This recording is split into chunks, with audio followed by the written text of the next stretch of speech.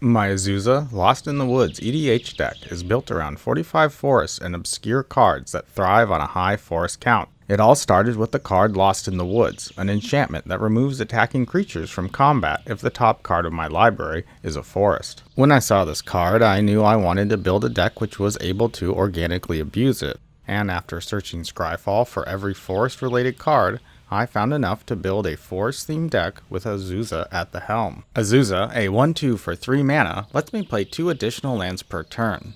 Ideally, I cast her by turn 3 and immediately drop 2 additional lands, jumping straight to 5 mana.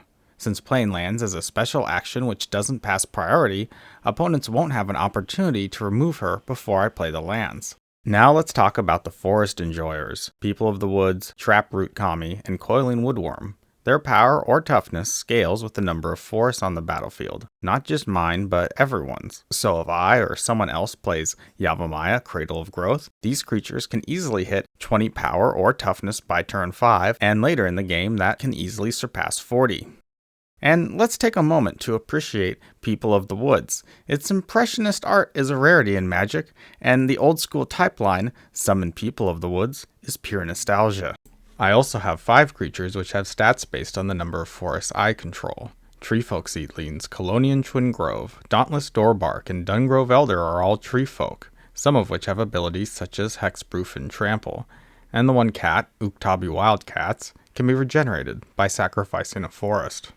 I also run Staff of Titania and Blanchwood Armor, which are great for buffing Azusa and making her capable of doing lethal commander damage. Similarly, I run Blackblade Reforged, which isn't forest specific but instead can buff a creature based on the total number of lands I control.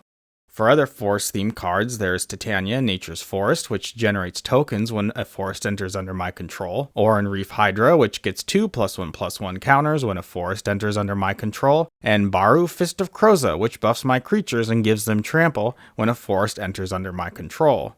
Additionally, I have Ashaya, Soul of the Wild, which conveniently turns all my non-token creatures into forests. This not only further enables my forest strategy, but by turning my creatures into lands, I make them immune to cards like Cyclonic Rift and Ruinous Ultimatum, which only interact with non-land permanents. Lastly, I have Awaken the Woods, which essentially creates token versions of Dryad Arbor.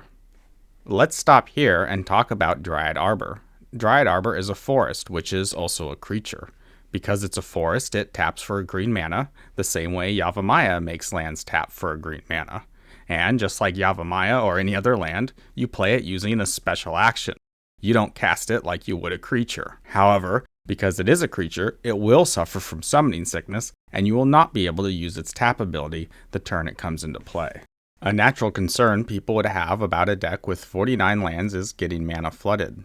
However, I have a lot of card draw as well as 3 cards which let me play lands off the top of my library, Courser of Krufix, Augur of Autumn, and Oracle of Moldiah. If these are in play, I'll always prioritize playing lands off the top of my library instead of from my hand, as this means I develop massive card advantage as well as an increase in card quality, as removing the lands from the top of my deck means I'm more likely to draw into threats. I also have a lot of big draw spells. Garruk, Primal Hunter, Disciple of Freyalise, Rishkar's Expertise, Return of the Wild Speaker, and Last March of the Ents all draw cards based on either the power or toughness of a creature I control. Because many of the forest-living creatures get huge, each of these can easily draw me 10 cards or more. I've got more incremental card draw as well. Cards like Seer's Sundial and Horn of Greed, which give me card draw when I play a land, are easy to abuse. Recycle has a similar effect because playing a card includes playing lands, but it also lets me draw off any spells I cast.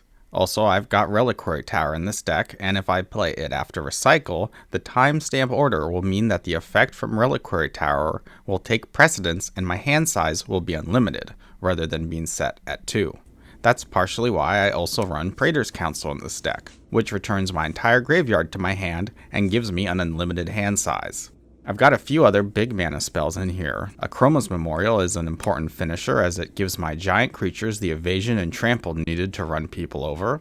I've also got Boundless Realms, which, thanks to the high basic land count in the deck, always has a ton of great targets, and I've got Rampaging Brontodon, which can easily one-shot people in the late game.